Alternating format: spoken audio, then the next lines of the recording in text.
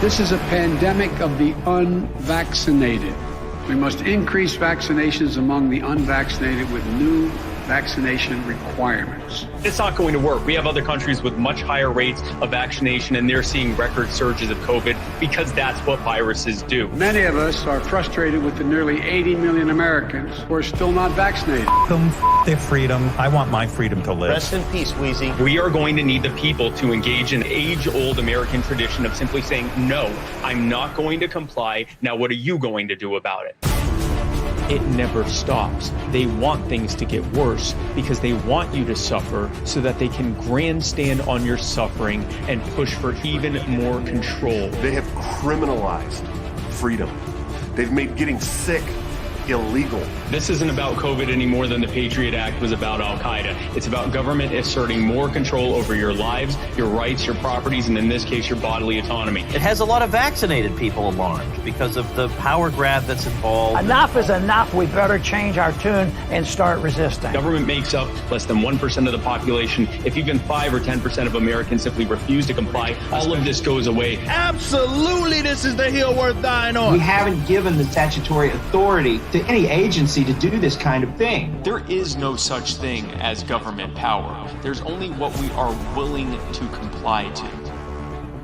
We're in the tough stretch, and it could last for a while. That's what this has always been about. It's never about what they say it is. It's about controlling you, and it ends when we decide to end it. This BS is going to stop. It's time for us to There's wake only up. one way to fight back against this, and it's mass non-compliance. This is the most important thing to fight against. You can help stop this. You are the power. There's nothing, not a single thing we're unable to do if we do it together.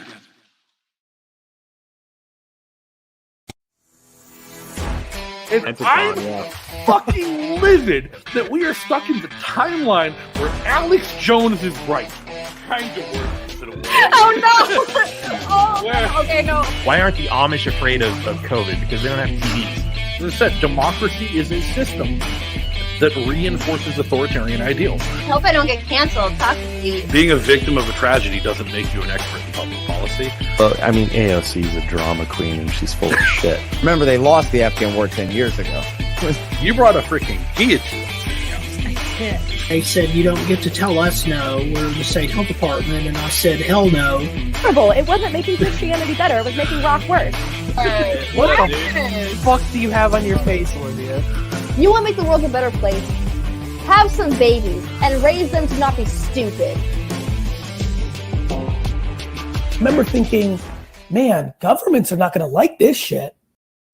Ladies and gentlemen, boys and girls, activists, shit posters, and people of the internet, thank you for tuning into another episode of O'Donnell for Liberty. As always, I'm your host, Justin. And before we get started, just remember, whatever platform you listen on, whether YouTube Live, Odyssey, Spotify, Apple Podcasts, Anchor, or LRN.FM, you can help grow the show by liking, commenting, subscribing, and sharing with your friends. If you enjoy the content, you can make sure to join our production team by visiting patreon.com/O'Donnell for Liberty. Again, that's patreon.com/O'Donnell, the number 4, Liberty. And make sure to check out snackswag.com for all your favorite Liberty merch, including some brand new designs for t-shirts, hoodies, stickers, coffee mugs, tote bags, and more. Again, that's snackswag.com. You can check out the awesome collection of new hoodies to get yourself ready for colder weather this winter. If you want to keep in touch between shows, follow me on social media and join our community Discord channel where you can chat with other fans about the show at any time. All these links can be found in the description of the video or podcast you're listening to, as well as on o'donnellforliberty.com. So check the description to grab that link and make sure you check it out today. Tonight, we're going to be talking about the infiltration of wokeism into the atheist movement with the founder of Atheists for Liberty, Thomas Sheedy. Thomas, thanks for joining us tonight. How are you? I'm doing great. Thanks for having me on, Justin. Now, I'm an atheist myself. I was unfamiliar of Atheists for Liberty even being a thing until about a week or so when we connected. What is it you guys? How'd you get started? What is it you guys do? And what made you feel that there needed to be an organization for Atheists for Liberty? Well, I got started on working on Atheists for Liberty around 2.5 years ago at this point. I used to be a part of the atheist movement here in the U.S. that swept the West. It was a gigantic phenomenon, filling up entire theaters and nonprofit organizations that were standing up for church-state separation and for the idea of atheists being normalized in society. They were gaining millions of dollars because there was this counterculture that was incredibly successful. Then around 10 years ago, there were very, very, very politically extreme woke folks who came into our organizations, who came onto our podcast, who came onto our shows, said that we were racist, we were sexist, we were bad. How dare we associate with liberty-loving people? And the movement kind of died out a few years after that. But simultaneously, if you look at Pew Research, if you look at numerous different polls, you're seeing that atheism is the largest growing religious demographic in the country and overall in the Western world. You have people who identify as atheist, agnostic, secular, free thinker, and much more. It's kind of intuitive there to think of atheism as a religious demographic, though, isn't it? Yeah, but I can understand from a polling perspective why they do that, only because it relates to a belief in God. It relates to the existence of religion. So from a mathematical polling perspective, I can understand why Pew decided to do that. Sure. It's just one of the biggest criticisms I have of a lot of atheists that I meet and a lot of atheists I deal with is they tend to be just as bad as the evangelical conservatives in what I see as the worst aspect, the militant out in your face atheism, where they go out of their way to tell people, no, you're wrong, there is no God, rather than what I would usually hope to see out of people in the liberty movement and libertarianism as whatever you want to believe, that's fine by me. Go ahead and do it and leave me alone.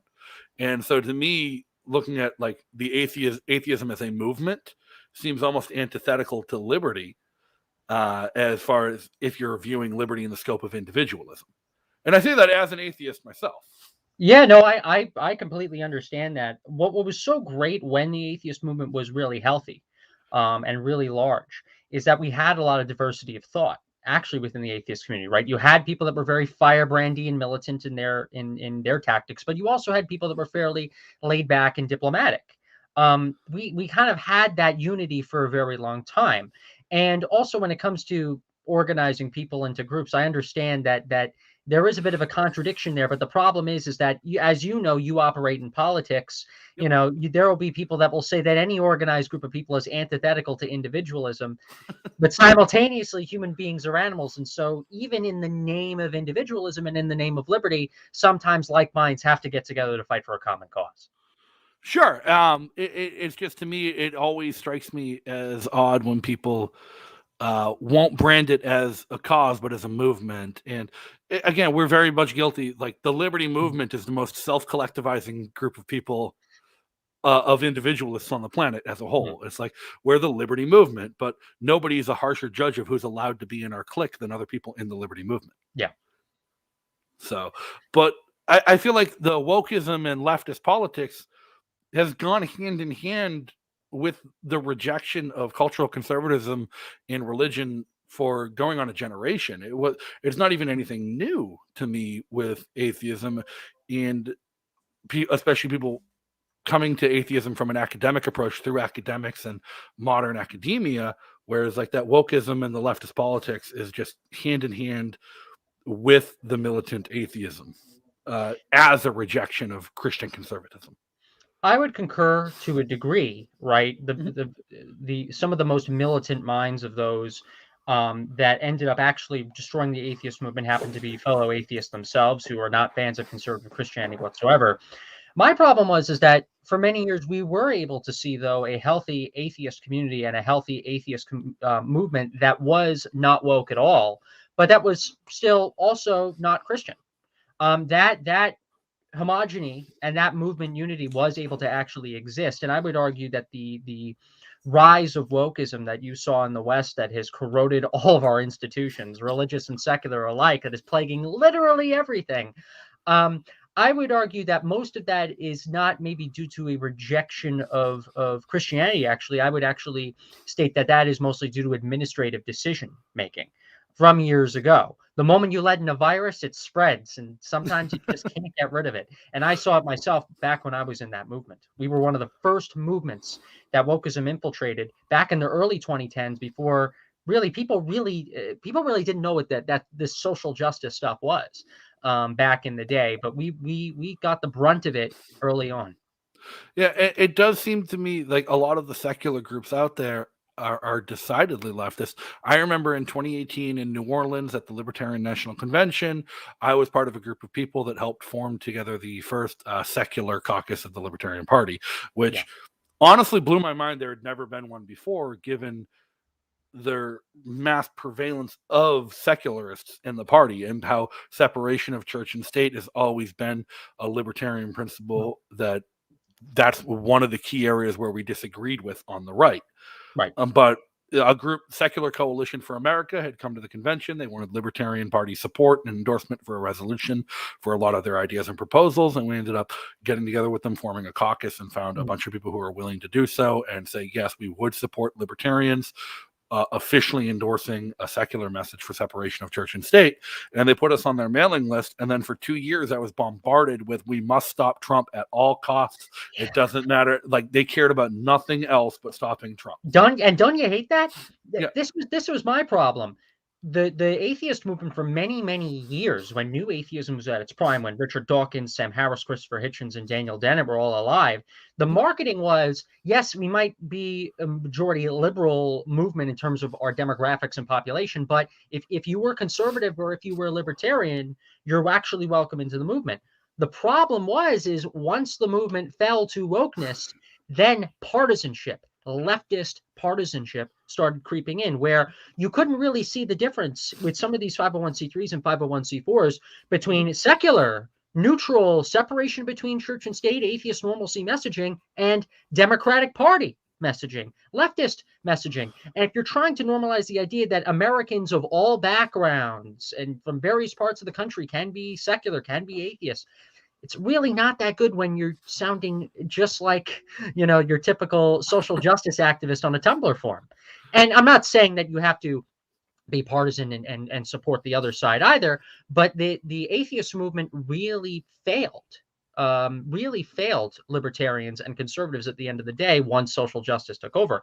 And I ended up seeing that myself. I operate in the liberty movement. I operate in the conservative movement. I know of so many atheists that don't fall under one particular typical atheist political sect, and they were left out in the dust once new atheism died, once it fell. Meanwhile, religious extremism is still here. The need to normalize being a good person and being an atheist, I would argue, is still needed, especially on the right.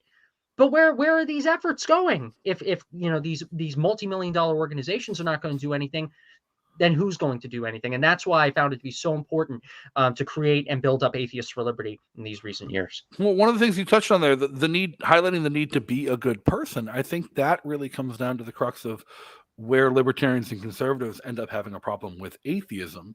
Those who do, is because we've lived in a society, in a world where for not just generations, but for centuries, morality has been dictated by religious construct and religious institution.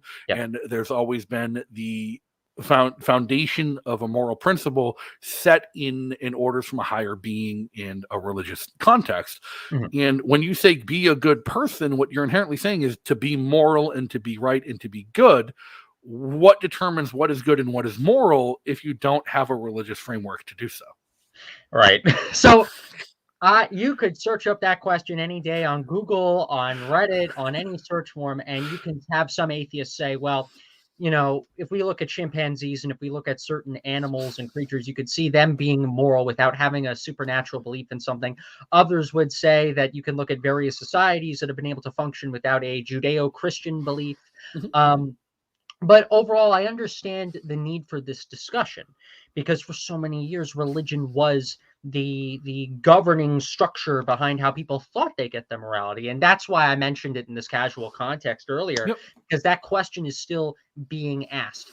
I will admit that when it comes to a lot of these human behavioral questions and certain civilizational questions of how we're going to survive without certain things, how we're going to keep our civilization if we don't have religion, I don't have every single answer. Just like how I think it's mostly appropriate for atheists to develop an agnostic position on the existence of God. I think it's good to call yourself an atheist, but to also say you don't know everything in the universe, you don't really know if something 100% exists or 100% doesn't exist.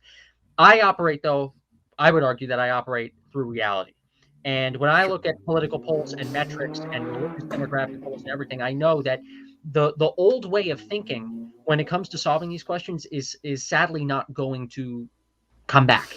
We don't have a time machine where we can't pull all those old demographics who used to have more fervent religious thinking and bring them into today's world. We're living in a new secular age. And so that means we have to find secular solutions to secular problems.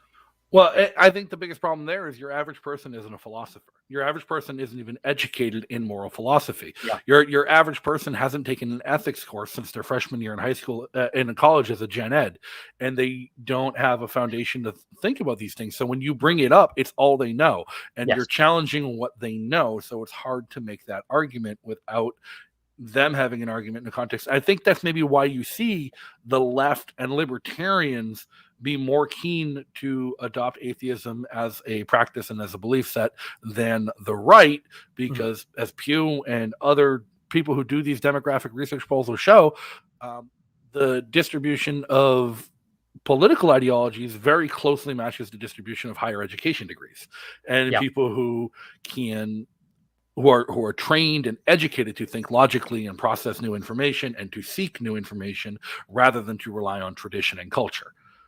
And I understand that, and I overall agree with that, and that's why. I've been going to CPAC now every single year. It's going to be my 4th CPAC as an atheist activist. On the grounds there, showing that even within conservatism, atheism and secularism is rising quite drastically. But this is a valid concern about atheism, right? It always comes off as very academic, like you have to be a Sam Harris or a Steven Pinker or a Richard Dawkins having your legs crossed in an auditorium in order to talk about the idea of the possibility that God doesn't exist. And that is the crux of the problem, I think. I've never considered myself to be a philosopher. I always considered myself to have a basic vocabulary. And so when I talk to people, I always talk to people like I'm knocking on doors for a political candidate almost. Like I am an everyday American who, doesn't think of everything through a philosophical lens and just a normal guy. And so you do feel bad when you are trying to communicate these things. And sometimes when you're communicating with people, you feel like you're destroying their entire worldview. And I think the problem is we just have to do more work on other sides of the political aisle to show that not all atheists are political wizards or philosophical junkies. And we're hoping to do that fairly well in the years to come here at AFL. I honestly think it is difficult. It's very difficult, because it's going to come down to the ethics question, especially if you're doing it at CPAC and you're talking to people who are political junkies. If somebody's at CPAC, they are a political junkie. You're a political junkie preaching to other political junkies about the separation of church and state. Even if you take out the evangelical atheism out of it, don't even talk with the Christian conservatives about whether or not there is or is not a God. Talk about whether or not Christian morality in Christian religious text and religious law is a basis for government, or if it should be a secular basis for government. And you would think it would be a struggle. I don't know how much you've known about our efforts at CPAC, but you would probably think that we must have had extremely difficult conversations when we were down in CPAC. And I would actually say, when it comes to that, we actually haven't, because of this new culture war that we're in. Because wokeness has infected all of our institutions, we as atheists who experienced woke infiltration first, we're able to actually go into CPAC and say this is how we feel when religion governs our lives. Now you can kind of see where we're coming, and we're willing to team up with you, and of course disagree on theology, from a culture war ideological perspective in order to kill wokeism as much as we can. Well, do you really, from a libertarian standpoint, from an individualist standpoint, do you need to kill wokeism, or do you just need to kill the inherent structures of power and influence that have been created that allow wokeism to hurt people? Should an individual be free to believe whatever they want to believe? An individual, that even when it comes to being woke when or it comes red to being pilled, woke or holding whatever belief you want, absolutely, you should have the freedom to do it. I guess this is just a bit of the militant atheism in me, in that I see wokeism as a threat to Western civilization, and I see it as a threat to individual liberty. I see it as a threat to the very structures of the English language and basic common law.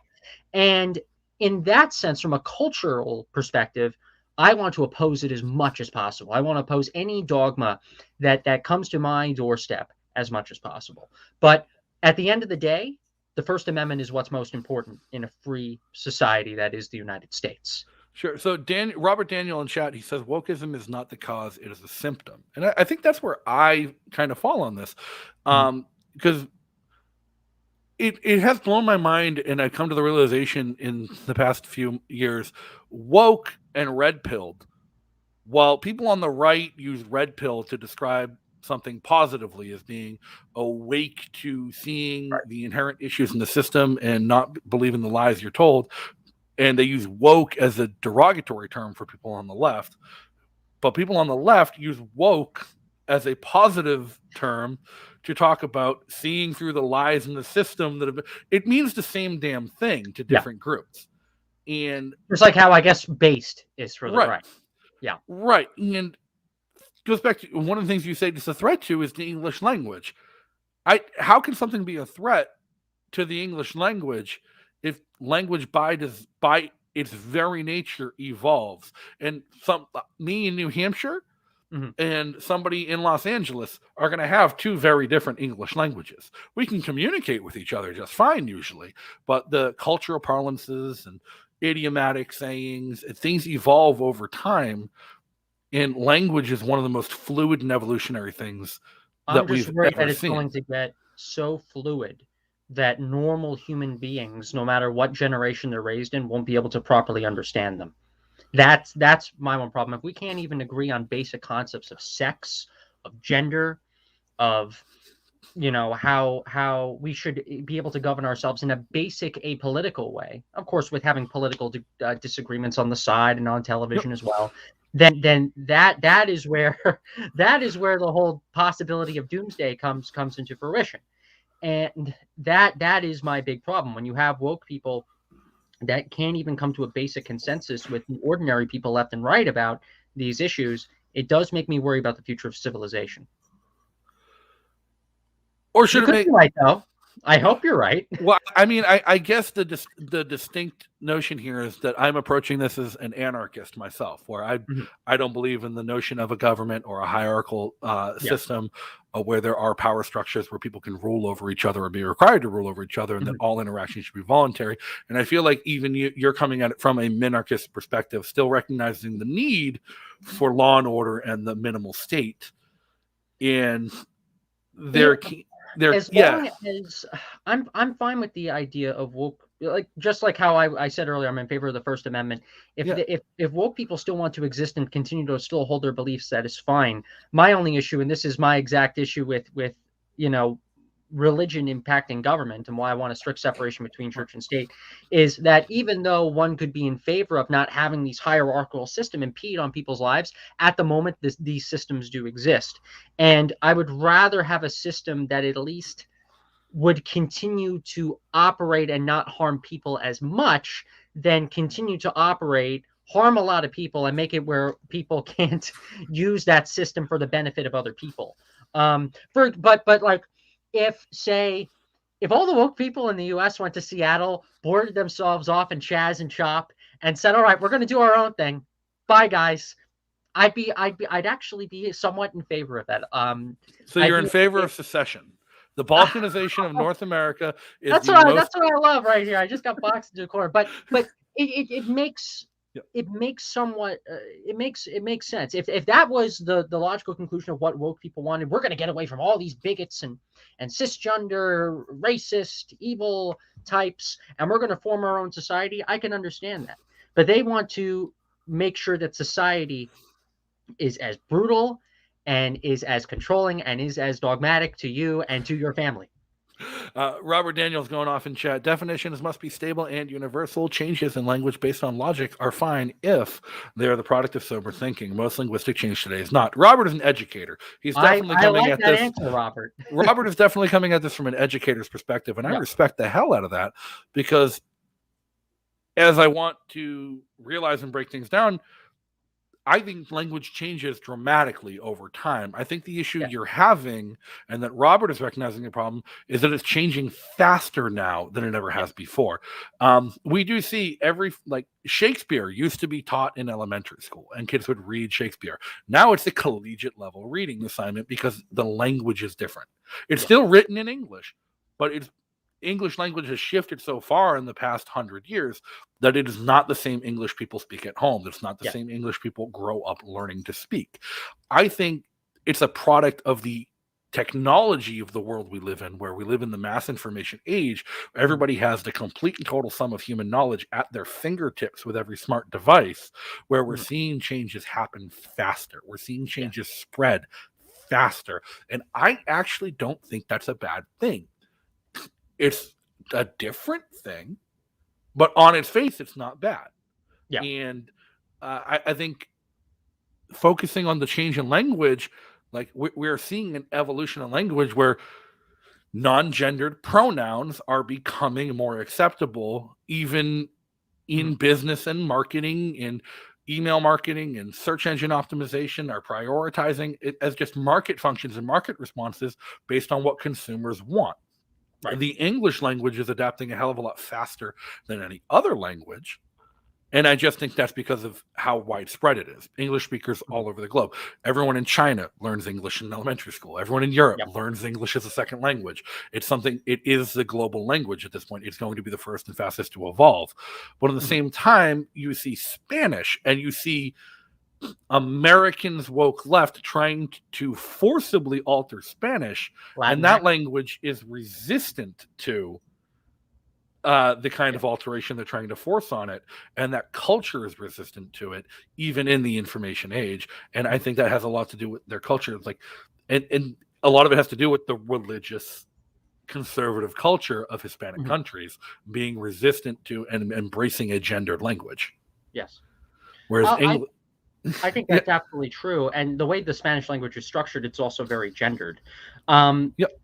So this is my stance. I overall am a secularist. Okay, I think religion should be separate from the state. Are there things in religious stories, in people's religious pasts, in the past of human civilization where people might have used religion as a crutch or an excuse to develop things? Can we acknowledge that some of those things were positives? Sure. I think we absolutely can, because they're a part of human history. But my issue as well, like this gendered language, the change in the English language as well, when it comes to things being very gender neutral, it would be one thing if there was an understandable logical reason for it. The problem is I don't really think there is. For example, even though I'm straight, I was actually a LGBT rights activist in high school. I was in the Gay Straight Alliance when I was in high school, when gay marriage was a thing, and I had some transgender friends that were being bullied in the hallways, and so I developed a sympathy for these people. I regardless of one's views towards transgenderism or very these gender politics, you don't want anybody to be mistreated. The problem is that our entire society then said that person's being mistreated in the hallway, therefore we got to take whatever's going on in their head, make it absolute fact and science, and then force the rest of the population to adopt whatever struggles that person might be going through as norm and as how the majority should behave. And that's my problem right there. When people who have gender dysphoria, I don't know the exact statistic, forgive me, probably account for like 0.0000001% of the population, yet now we're pretending like male and female biologically and sexually doesn't exist, all because we want to make sure that that good transgender person doesn't get bullied in the hallway in the future. And that's my issue with this change in language. If we, gender neutral restrooms have always existed, right? You would always, in a restaurant, see the men's room, the women's room, and then sometimes a single stall room with like a man, a baby changing table. Child. Yeah, with the changing table and all that. We've always been considerate in that regard. And I think we were able to be logical as to how we did it.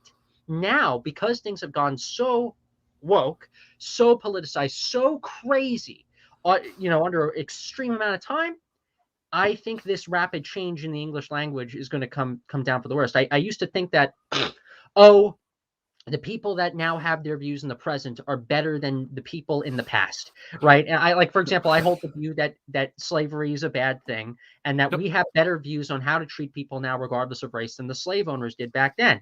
And you really want to try so hard to not look like the past bad guy, the past slave owner. Sure, the people that live 50 years from now are going to be the good guys. They're going to hold the good beliefs while we're going to have the outdated and potentially bad beliefs. But what if that's actually not the case? And that has made me wonder, should we sacrifice civilization just because we might think we're the good guys, even though we might actually be the bad guys? What if it's that our opinions are actually good and have actually been and are actually being expressed in a way that's going to do the most amount of good for future generations?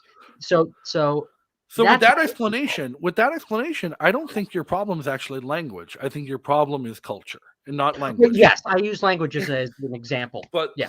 And to me, as a writer and as somebody who studies literary history as a hobby and part-time and writes an awful lot, like I love the fluidity of language, and the fact that language evolves so easily is one of the things I love about the English language. Whereas another language I speak is Irish Gaelic, which hasn't evolved in 1,000 years, and I hate it. There's things in modern English that you just cannot say and translate to Irish Gaelic because the language hasn't evolved to accept them. Right. But I think your true issue that you highlighted there is a cultural disagreement on what fair is and whether or not it is equality of opportunity or equality of outcome. And it's the difference between equitable treatment and fair treatment of people, where it's like some people want everyone to have the same outcome as opposed to the same opportunity for outcome. And when it comes to like transgender and pronouns, I don't care what somebody's background is. I don't care what somebody's mental health status is. I will call somebody whatever the hell they want to be called within reason, because it's no skin off my back. And as long as somebody's respectful about it. I will tell you, one time at Boston Pride, I almost started a lynch mob because I accidentally misgendered somebody and they wanted to hang me from a lamppost. But within the limits of the language, I will say I don't think the English language has or can evolve to accommodate pronouns for people who identify as foxes or dragons or aliens. Male, female, or a gender-neutral pronoun should be sufficient. Yes, and I think it's already sufficient. We have one word to describe a group of people, they, and that already exists. But the problem is it's not even going to stop at they, them. It's going to go to Zer. It's going to go even further than ever before. Like just imagine yourself in 2015 or 2016 when this social justice stuff really started to creep in more and more in the mainstream. Look at where we are now. You want to know what I've noticed? Changed compared just to 5 years ago. You want to know what I've noticed has been the easiest way to avoid upsetting people about misgendering them while still sticking to my guns and refusing to use pronouns that have no place in any language? Just use their names. Yeah. Just refer to people by their names. Kind to people. Yeah. Because nobody can be upset when you just refer to them by their name. But like, even if I meet somebody who's transgender and obviously presenting one way, but they say they want to be referred to as she or her, it's no skin off my back to do it. And it doesn't hurt the language that much. Personally, I'll actually absolutely agree on that. I've grown up having transgender friends, and I've always tried to be the most respectful and kind that I could. I don't want the outcry from some of these people to dictate all of society when it could actually impact and negatively destroy all of our efforts for equality of opportunity. And that's my problem. And there are so many people that have made the same argument in a very prepared philosophical tone. It actually goes back to what I said earlier. I don't play that game. I'm wearing the suit jacket, but it's I'm only going so far. I consider myself to be an activist in good conscience, fighting for what I think is the best and for the survival of our civilization. And I'm not going to sound prepackaged to do it, but simultaneously equality of opportunity and individual liberty is what I think is most important. Yeah, absolutely. And I think the crux of it's always going to come down to the power structures and the hierarchies in place, because human beings are selfish people, and human beings are an inherently oppressive species, in my opinion. People have historically, I don't think there has been a system of government in recorded human history that I've learned about that, with the exception of Native Americans who operated as mostly anarcho-primitivists, what we would call anarcho-primitivism without government, just family rule, that actually treated people fairly, respectfully, and focused on both equality of outcome and equality of opportunity, because if people did fail, it was up to their family to take care of them. And that was expected culturally, not enforced by law. But it's been systems of government that give people these power. And I think the rise of wokeism and the rise of militant wokeism and people trying to enforce their beliefs on others is a direct response to the nature and power of government that we have today. Because you see people who see themselves as downtrodden, who see themselves as the victim, and there is a system in place that could be abused and used to correct what they see as a wrong. And they will use a cultural war to seize that power. My biggest worry is that people on the atheist side, people on the conservative side, people who are against the wokeism are going to slap back and use the same systems of power to defend themselves. I know that's a big debate that's right now happening within the anti-woke circles, right? You have national conservatives who believe that right now, in combating critical race theory, for instance, we need to use the power of the government at our disposal, or else we will be squashed. But there are simultaneously other people, writers in Quillette, for instance, people who work for FIRE, people like David French and others who think that that kind of response is only going to hinder and damage our liberties for years to come if we dare press that button. Right. And I know there's even a split amongst the Atheists for Liberty membership when it comes to that. You know, you have people like Chris Rufo who are making that government argument. Then you have people like Claire Lehman and others who don't even want to touch that argument with a 10-foot pole out of risk of making things worse. Either way, I think we're not at that stage yet where we even have to have that discussion. The problem is I think that not enough of us are mobilized yet to even see the problem. Hence the educational aspect in Atheists for Liberty.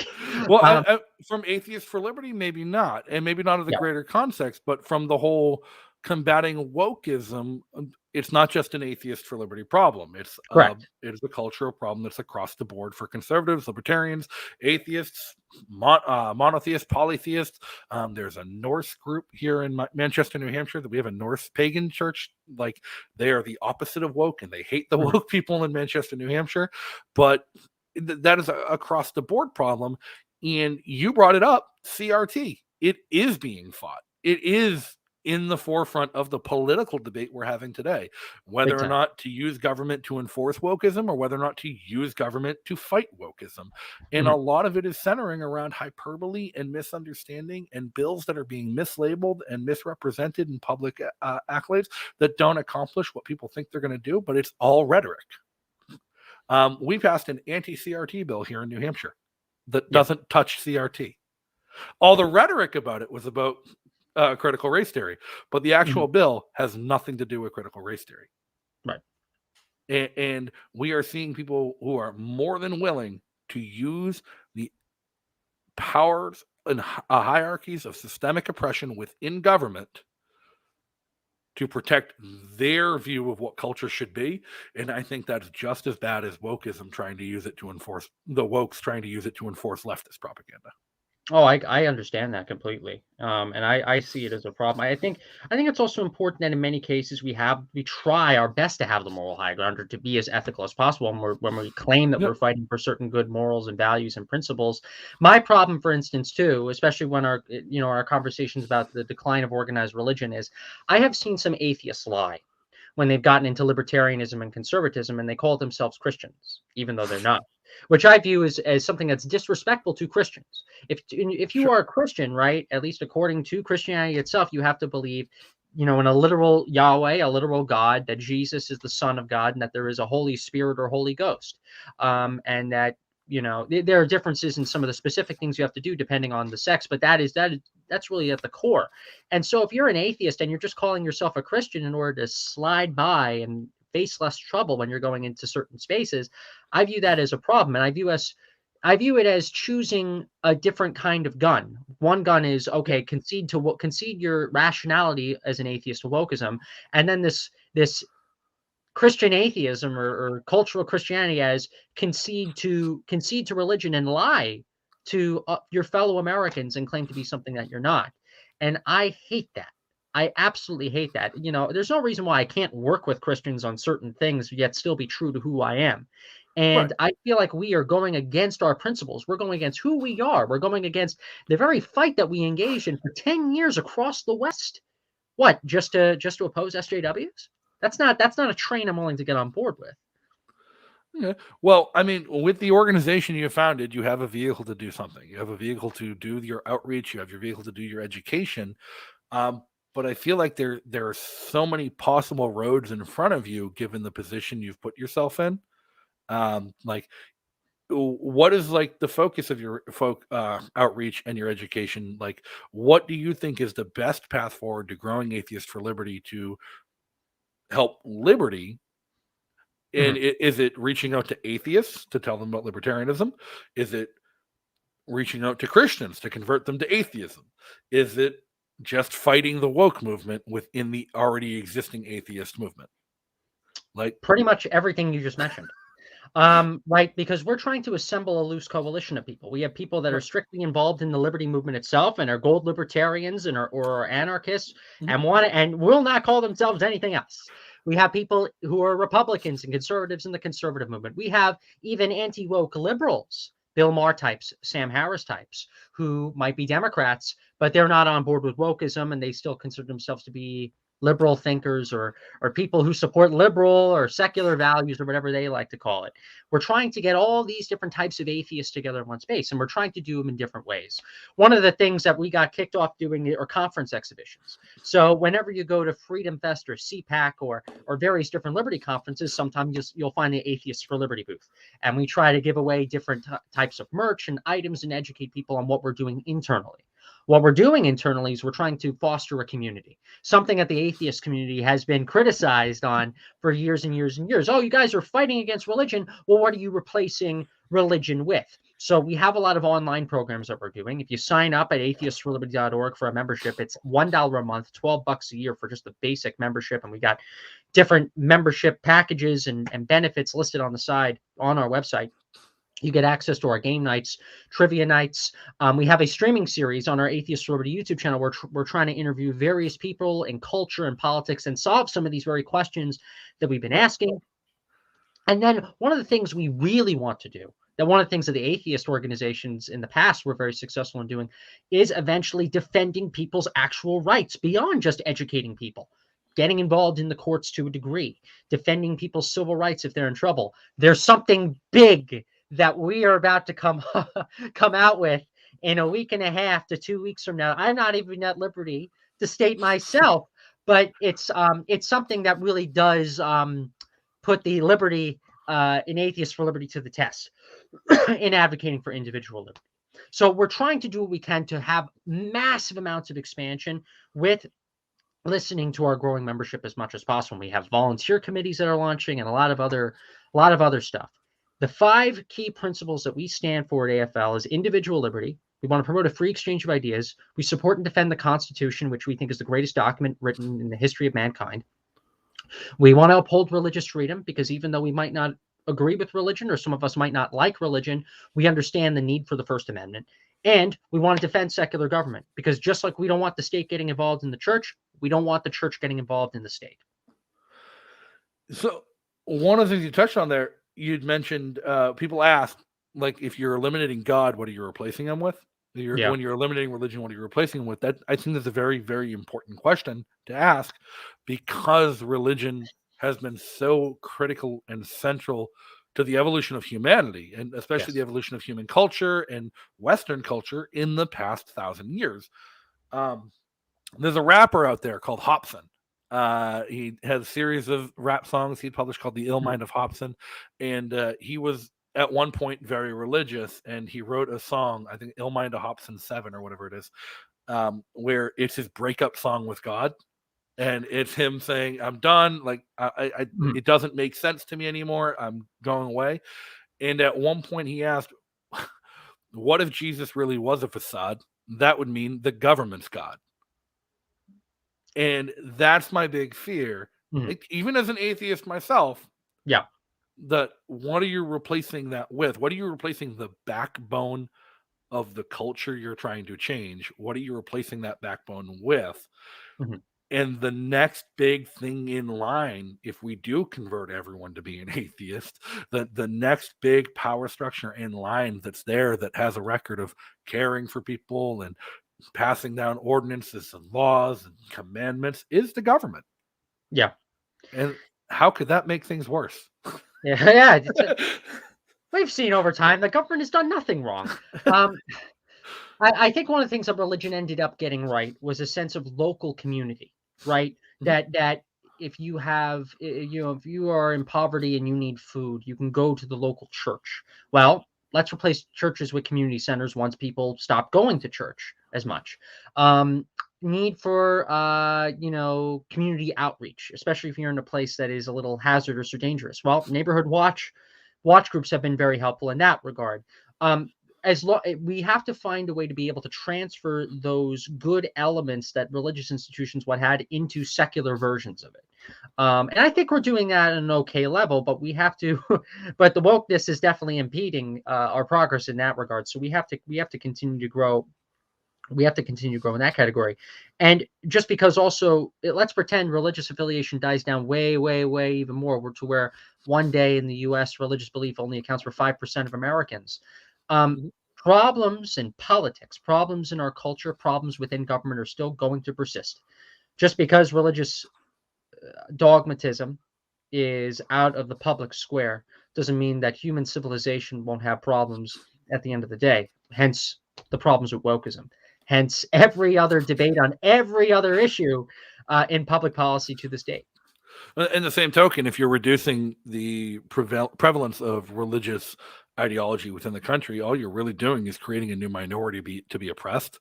Yeah. And if wokeism continues, if the populism, I don't even like to call it wokeism, it's populism is really what it is. It's just leftist populism instead of right-wing populism. We saw right-wing populism with Trump, which was started to lean a lot more left-wing than the Republican Party has ever been. Yeah. But like leftist populism is leaning more towards Marxism and Leninism, even a hint of Maoism in outright communist fashion that we're seeing. And these are people who are more than willing to use not just government, but even social pressure and systemic hierarchies to oppress those that they disagree with. Yeah. And at which point we've created a new oppressed class in those that do practice religion. And that's why liberty has to be at the forefront of our activism. Right. Because if we sacrifice the very things that made America possible and made religious freedom possible, then no matter what wins theologically at the end of the day, our society might be destroyed at the end of the day. And I don't want that.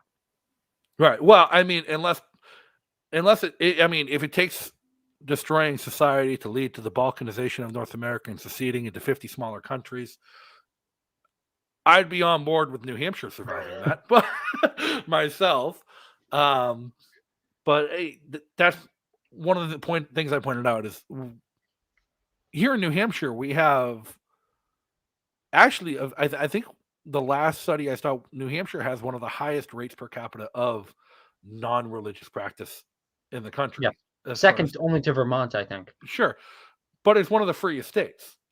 And one of the most right-wing and conservative state legislatures in the country. Yes. At the same time. And that just doesn't track with what you'd expect seeing. I'll also add on, if you look at a lot of other Western nations that might not be as free as us, but might also claim to be democratic, claim to at least have some kind of human rights for people. You look at some of the European nations and some in Oceania. Among the conservatives, right, among the right wingers, there's a heavy presence of secularism and even atheism among the right wing in some of these countries. Yet, apparently, if you take God away, it will all lead to Marxism. That's the argument that I try to my best to dissuade people away from as much as I can. Every year, for instance, we have when we have our booth at CPAC, there is an Austrian politician. I believe he's Austrian. He's either German or Austrian, but I believe he's in the Austrian Parliament or the EU. His name is Roman Hader. And he comes up to us every single year and brags on and on. I love it. I absolutely love it about how our heathen patriot buttons are in his office in Brussels. But Thomas, if you take away religion, he's going to become a social justice activist. Okay, let's see it. Let's see it happen. So I think it's absolutely true. I think New Hampshire is a stunning example of a state in this nation that values freedom, yet also tries to value rationality too, and agree to disagree. And I think that the atheist movement has left the stadium when it comes to helping out libertarians. When it comes to does the Libertarian Secular Caucus even still exist? I don't think it exists anymore, right? It collapsed. It was a do nothing, and the Secular Coalition for America, I think, had a lot to do with the Libertarian Secular Caucus falling apart, because the Secular Coalition. I got a mailer from them the other day about stopping DeSantis and about supporting vaccine mandates and doing logical stuff like that. And they had a lot to do with turning off the libertarians who were willing to help them. Yes. Well, I'll tell you this, Justin, that's not going to happen with us at Atheists for Liberty. The board chairman, by the way, of Atheists for Liberty was the past board president of the Secular Coalition for America, back when the SCA was more secular in its policy and a little less woke. We have a lot of people on our board of advisors who are from that community and saw the collapse of that. And a lot of us operate in the same circles. I go to Freedom Fest every year. I go to CPAC every year. There needs to be a growth of secular outreach to these places. And if Atheists for Liberty has to be the vehicle to get it done, so be it. Well, you should come to Liberty Forum and Pork Fest too. We actually sent a representative to Pork Fest. Well, I must have missed it. It was the biggest Pork Fest ever this year, and I was shocked by the number of people I don't know, because usually I go to Pork Fest and it's like a family reunion every summer. It's like all my friends from all over the country in one place. This year, who the hell are you? Like, I don't know these people. But hey, Liberty Forum is coming up first weekend of March in Manchester, New Hampshire, and we're aiming to make that one the biggest ever too. I might be able to show up. So, but no, I love that. And what you'd said about people, the fear that atheism turns to Marxism, the reality is it was Marxism that outlawed religion. Yeah. Not the other way around. Right. It wasn't atheism that turned to it. It was a system of oppression that outlawed religion to force people to replace it into a new religion. Right. The religion of the state. Yeah. And I feel like any atheist movement, any atheist liberty movement must remain central in its core belief that the state doesn't replace the religion. Mm-hmm. And that's where we're seeing go wrong with atheists elsewhere. Oh, yeah. Social justice and statism galore among these supposedly neutral educational organizations. And it's a shame. So where do you see things going in the next few years? I mean, from where you started to where you are, what is your projection? Are you white pilled? Are you black pilled on the whole big picture, not just the Atheists for Liberty side of the state of the country with the COVID and the lockdowns and the destruction of the economy and the inflation? Yeah, I fear for the future of the nation. I'll just say red pilled. I'll say red pilled, but so you're woke. We'll say based. Okay.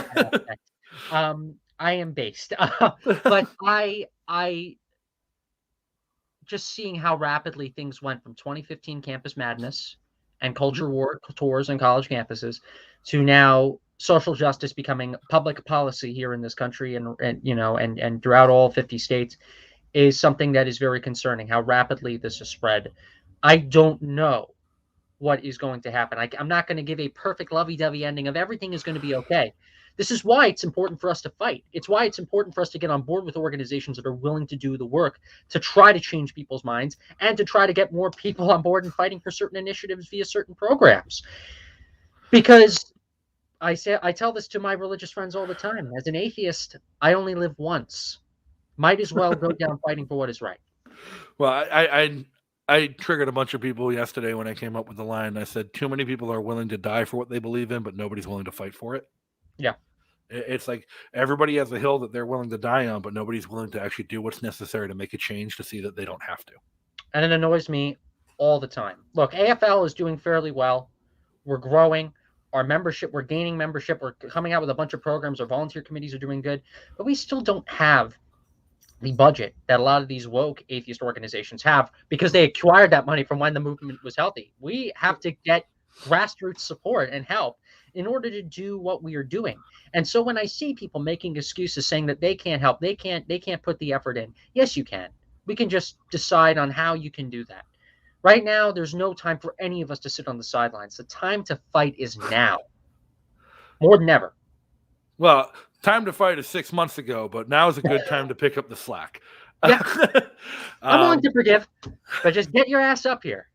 So I mean, personally, how do you feel personally as an atheist, somebody who's anti-woke and who's been in the trenches of the fight about the push to use government and about the rhetoric and the misrepresentation of critical race theory as wokeism and what is actually being taught in our schools? So firstly, I think that when it comes to the use of government force, I think the vast majority of Americans don't want that. Throughout America's entire history, most American families from New York to Nebraska want to be left the hell alone. And this is something in our culture that I don't think is really ever going to change. When somebody comes up to the family door, sometimes my mother sometimes is like, "What the heck? I don't know that person. I don't want to open the door." The culture of being left alone is fervent within the American family unit and fervent within American individualism. And I think this solution of, in order to be secular, we have to use government. We have to get everybody to support everybody who want to support the initiatives that relate to government force to infringe on people's lives. The vast majority of Americans, regardless of their religious beliefs, are not going to get on board with that. And I would argue that that's probably even the majority of atheists themselves. The atheist movement and what remains of it are not even speaking on behalf of the majority of non-theists and free thinkers. And it annoys me a lot. When it comes to CRT, that is a whole big animal in and of itself. Overall, I understand the Chris Rufo perspective, actually, the national conservatism perspective of, well, wokeism is using government and we can debate and try to have this free exchange of ideas as much as we want. But if they have the hand on the trigger, we have to try to get the gun before they fire the trigger. I understand that. I understand that logic, but part of me, yes, is worried about that same gun being used to oppress people from the other perspective. And then when it comes to CRT, I live on Long Island in New York, and I've been chatting with some local legislators and New York assemblymen, and they told me that they ended up trying to kind of interrogate, to a degree, in a polite way, school superintendents and school employees on their use of critical race theory in the classroom. And it is true, CRT is actually being taught in plenty of these classrooms, even on Long Island. But you have superintendents saying, "Oh no, we're not teaching CRT," yet the teachers that are under them are absolutely teaching CRT under different names. So either way, it looks like even with some of the most government control that we could have to fight back against it, CRT might even prevail. Does that mean that we have to stop fighting? Oh, all is lost.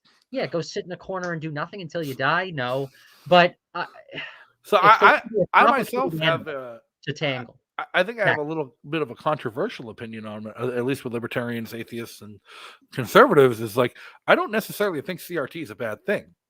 I just think it's a master's level kind of approach to teaching history, to deep dive into the explicit nuance of history, to talk about the particulars of systemic racism and the particulars of government used force and business used fascism and force to oppress minorities over the course of history. It's very difficult to explain to an elementary school kid why the financial practices of redlining instituted by banks at government decree in New York City to keep minorities co-located within a few select boroughs and not allow them the financial means to move out created long-term effects. We shouldn't be teaching those to kids, but it's absolutely something that's important to teach. The only reason you shouldn't be teaching it to kids is because they don't have the critical thinking skills to process that information, and So all you're doing is confusing them. I'll agree with you. My problem is I feel like we're all, even as far back as 20 years ago, we were already teaching that. I'm a 2000s kid. I was born in 98, grew up in the 2000s in elementary school, learning about the horrors of redlining, of slavery, of systemic oppression of minorities within American society.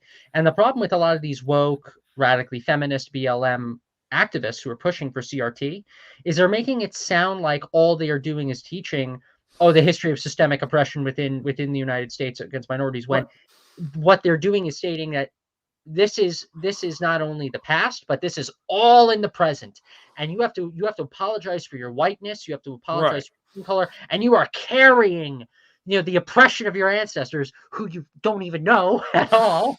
Right, that's the race exceptionalism. You are a bigot, and you must apologize for being you. Right, and that's the race exceptionalism. And Robert Daniel, again, our educator in chat, I love Robert. He's great. The problem with CRT in schools is how it's misinterpreted by uneducated teachers. That's the problem, is the teachers are misunderstanding what it is. And one of the greatest lines I saw during the whole CRT debate that was happening, it was a school board administrator at a school board meeting, and a parent started freaking out, "Are you teaching critical race theory in the schools?" And he's just said, "You tell me what you think critical race theory is, and I'll tell you whether or not we're teaching that." Because people on both sides of the debate have no idea what it is. It's become a red herring. It's become a kind of a false flag of rhetoric to drive division between people, rather than focusing on uneducated teachers infiltrating political rhetoric into their teaching. Well, and that's another problem. It got politicized. That's one of my issues when the Republican Party gets. I like it to a degree when the Republican Party gets involved, because that means so many Americans who are politically engaged can help out. Like, that's why I actually kind of like libertarians and Republicans working together, because I get it. Libertarians, they want to be very independent, but most right-wing Americans are Republicans. So I think it's very important for the conservative movement and the Republican Party to get on board with things. But the problem is when you have the GOP, when you have Fox News hosts with your grandfather in his living room saying, watching CRT is bad, you'll have some of the most dogmatic people on the right saying, screw CRT, which makes any efforts against the problems that are in CRT look like you're just so crazy. And there is definitely something to be said about some of the old timers, some of the older hosts of Fox News, some of the older hosts on OAN, some of the grandparents who are now bothering school boards. There is something to be said where some of them are opposing CRT for the wrong reason, because they're opposed to their grandkids learning about the times that they threw rocks at protesters, because they're opposed.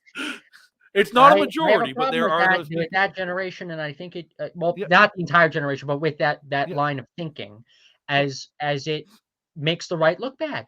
It makes the right look absolutely terrible. Like we're still all a bunch of bigots, wanting to keep blacks and whites separate. Like, come on. Like, don't you know that we're not all a bunch of fuddy-duddies? Hey, there are some out there, and I respect the ones that are open and honest, but my grandfather, he's a doting old man, and he gets really mad when UPN is on the television, and he calls it the Urban People's Network. You know what? I'm not going to have an argument with him. I'm going to let him enjoy his retirement on his own in his condo, and he's not a problem. Right. He's likely not going to change his mind. I do that, yeah. But like other people, like, it's when people try and use those, they're covering up for the past, and they're proving the left right. Yeah, and I don't like that at all. It gives us a bad name. So, well, there we have it. CRT, no good side on that either. thank you for doing this with me tonight, Tom. Thank you, Justin. I really thanks for being a good sport and letting me challenge you. That was fun. And tell everyone where they can follow you. Yes. But first off, Justin, thank you so much for having me on the show. Everybody, you can follow me on Twitter, on Facebook, on various social media platforms, mainstream and non-mainstream, at Sheedy Tom. That's at SHEEDYTHOM. The organization that I lead and am president of is Atheists for Liberty. You can find us at Atheists Liberty. We're on most major and minor social media platforms. And if you support what the vast majority of what I've been saying, the vast majority of what most atheists believe, by the way, join us. Become a member at atheistforliberty.org. We have a lot of amazing programs and initiatives that we're trying to do to fight for your rights and to fight for good-hearted principles. That's at atheistforliberty.org. Hit the contribute, become a member button on the center of the homepage. It's $12 a year, folks, and we're a 501c3 nonprofit. All donations and contributions are tax deductible, and we have quite a lot of great benefits that you can share in if you sign up for Atheists for Liberty. That's atheistforliberty.org, ATHEISTS for liberty.org. Thank you so much, Justin, for having me on. This was a lot of fun. Awesome. And thank you again for coming on. Thank you for everybody watching, everyone in chat. Again, make sure you hit the like button, hit the subscribe button, leave some comments to tell us what you thought. And until next time, be free. Thanks again for tuning in and joining us tonight. Make sure you hit that like button and leave a comment below to let us know your thoughts. If you haven't subscribed, go ahead and hit that big red subscribe button on YouTube and turn on notifications to get alerted every time we go live. If you enjoyed this content, you can join our production team on Patreon by following the link in the description. And don't forget to follow on social media and join our community Discord channel by following the links in the description as well. The best part of all of this is the community that we're building and growing. So go ahead and join us. And thanks once again to our awesome sponsors and patrons for making all of this possible. And if you can't catch the show live, you can always catch it the next day on YouTube, Odyssey, Anchor, Spotify, Apple Podcasts, Breaker, and wherever else you listen to your favorite podcasts. So until next time, everybody, be free.